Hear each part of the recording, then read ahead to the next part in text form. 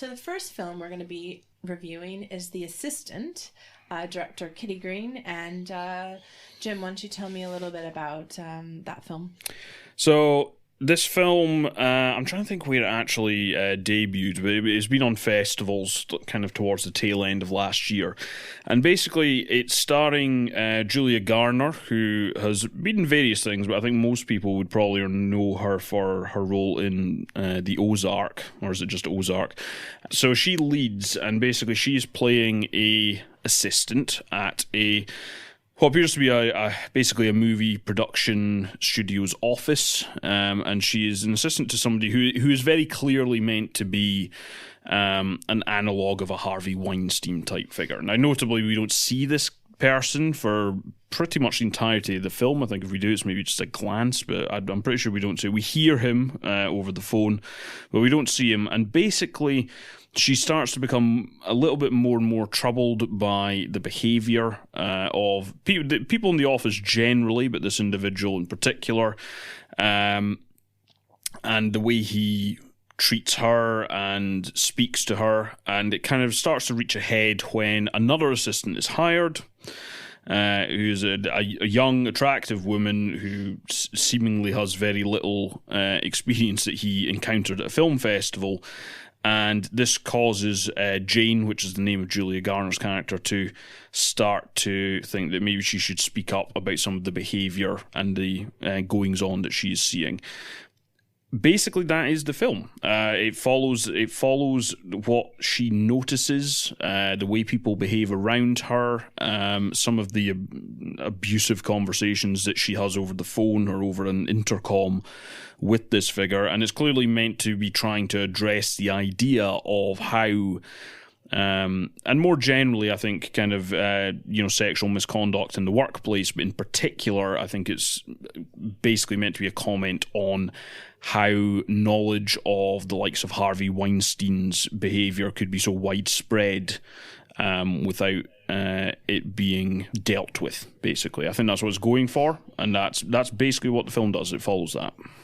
I believe the first shot is where she lives in this film, and it was a quintessential Queens and Greenpoint, and it just hooked me right away. So the film feels very much about an experience about living and working in New York and working with corporate America.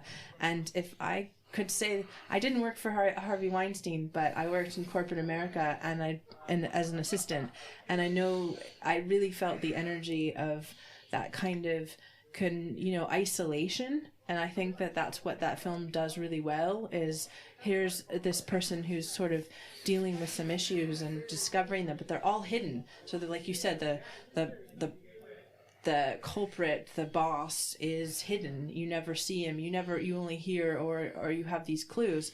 That kind of stuff is consistently happening, no matter what kind of graft, whether it's the sexual misconducts or other things that are happening, and it's quite a daunting spot to be in, and I think it really captures that in ways through like really spending a lot of alone time and a lot of focus on whether it's her making her meal late at night or photocopying things and the clues that come through that kind of experience. I thought it was incredibly well done, and it's not simple, but in actually a very quiet way. You know what I mean? Yeah, I'd absolutely agree with that. And I think that this idea of the Jane character being very isolated and feeling very lonely, which I think adds to the, I don't want to say interpretation because that makes it sound like I'm like downplaying it, but the way that she experiences what she's going through is really done in both the performance. I think it's a very quiet performance from Julia Garner, and it needs to be, because basically this is someone who's trying their best to just kind of get along and not make a fuss about things, and also in kind of the framing and the setup of the shots in the film. I mean, there's at least two shots of her walking down deserted streets, effectively, and it follows her like very slowly and deliberately to the end of that walk. The camera's fixed and she just kind of disappears into the background out of focus. And I think the entire film was constructed to really do that extremely well. And I think what's interesting about it is basically that entire approach, because the way that a lot of people must experience these things and witness these things is, yes, there are victims, but there are people who witness it.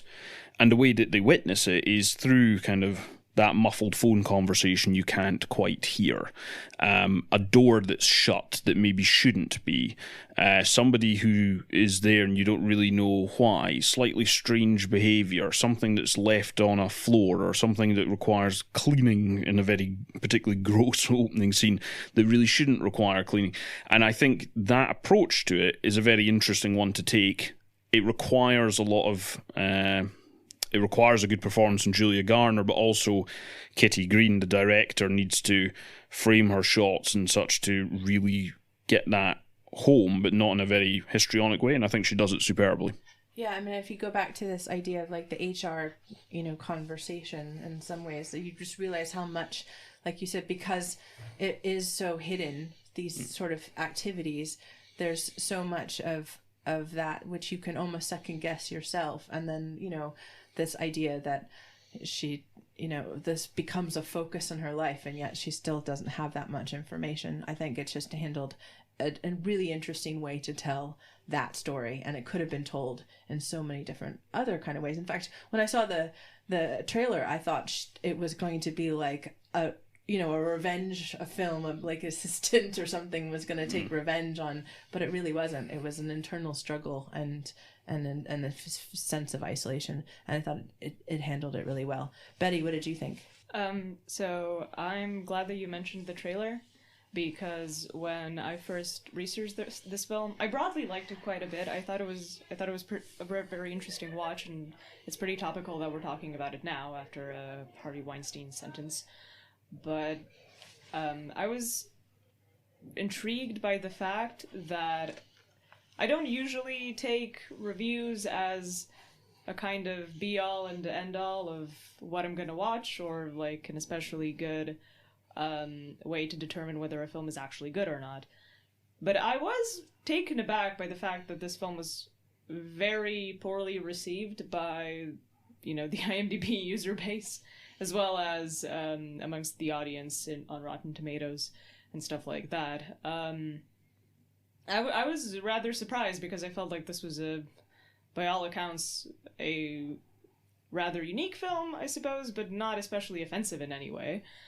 And when I looked into the reviews themselves, what seemed to stand out for most people was the discrepancy between the film itself and the trailer that they saw, presumably in a theater or something like that. Where one user put it, this is the clickbait version of a film.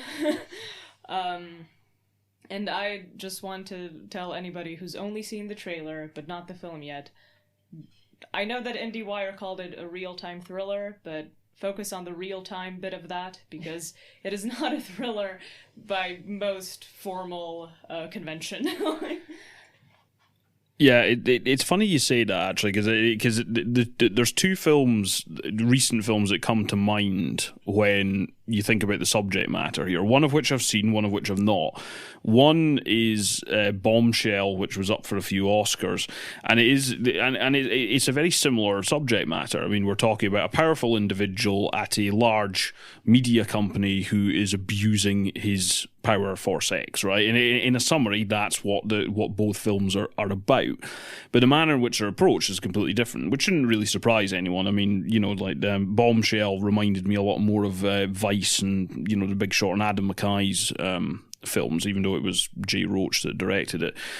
I didn't particularly care for that film from a construction standpoint, but that, I think, is more what people were expecting, right? That's something which is a lot more accessible, for want of a better word, and has triumphant moments for victims and witnesses, and also has comeuppance for the perpetrator. In the case of Bombshell, it'll be Roger Ailes. Another film that it kind of brings to mind, which I think it will probably get compared to just because of the overlap in the social matters it deals with, is a film which I think is coming out in April, is Promising Young Woman, which is starring Carey Mulligan. That kind of focuses on a woman who is seeking revenge, like something more akin to what Amanda mentioned, is seeking revenge for a sexual assault incident. I think that, and judging by the trailer, which I have seen, I think that's probably what people are reacting to. They're expecting something which is does have moments of triumph, has moments of comeuppance, and this film does not have that. It is low key, it is slow, it is very deliberate, and it's always looking at things through, doors that are ajar and muffled phone conversations and things like that. And I think it's very effective as a result. But I think that's maybe what some folk are reacting to. That is not this film. This film is a very slow, deliberate, more European in style, I think, for want of a better word. It's a much more naturalistic approach to this sort of story. The film actually reminded me quite a bit of Chantal Akerman's Jean Doman film from 1975, which is curiously one of the first, let's say, feminist films to be labeled as such. It focuses on the mundanity of what Jane does at her job, which is usually, clean bits and pieces and survive on takeaway food. In that, I think the film achieves something quite interesting, which is this sort of establishment of a routine and the way that certain workplace practices and ultimately workplace harassment gets normalized, because it is driven with all of these very unremarkable activities in the office. So the fact that this sort of Harvey Weinstein analog character is mostly an off-screen character, say for maybe a couple of seconds where we see him through a fogged-up window, I think that also portrays something very interesting about, I'd say, workplace harassment, sexual harassment in general, which is that it is often not just a case of this certain powerful individual exploiting their position. It is also a question of many other complex social dynamics, such as the devaluation of entry-level work, the devaluation of gendered labor, the very existence of gendered labor, and the fact that Jane, in spite of being an assistant with colleagues who presumably are sort of in the same sort of stratum of office hierarchy, she is still the one who orders them food, and she is still the one who takes care of her boss's kids when his wife comes to visit him.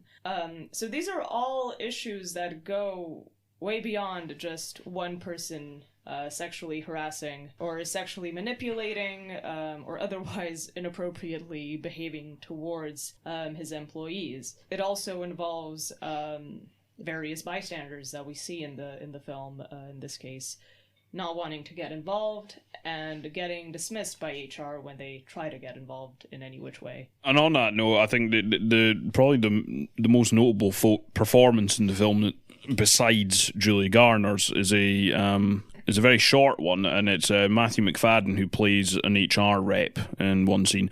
And I think, Matthew, he's been in many things over many years. I think what he's probably best known for at the moment is he plays, forget his first name now, but Wamsgans in Succession on HBO at the moment, that very successful show. So he has a very pivotal role kind of in the middle in the film, and I won't give much away. I mean, if you can think about the story, you probably know how a meeting with HR is going to go in this film, but he is pitched to perfection as well, that kind of mix of welcoming, I'm here to help, but then it just kind of turns on a dime and very quickly switches to something which is far less sympathetic, but not in a way which from a legal perspective is probably very carefully calibrated. So that's probably, that scene when you come to it is probably the most impactful, and I think that's where the performances are lending a lot to the film. But beyond that, I think the structure and all the stuff we've spoken about is a key part of it. I really liked what both of you said, but I do think for definitely this idea of continuing to reinforce the internal struggle of someone who like you said, is in this gendered role of a staff, but then is being told on a multiple basis how lucky she is to be there, even from her parents who, don't really understand that. And again, that's why HR and, this kind of stuff, I'd have to say, I've been there, seen that in New York, and it's really true. And it's a bit scary, but I'm certain it's happening all the time. But very good film. Maybe not as thriller-like as some people or the trailer made it to seem to be, but we highly recommend it, I think.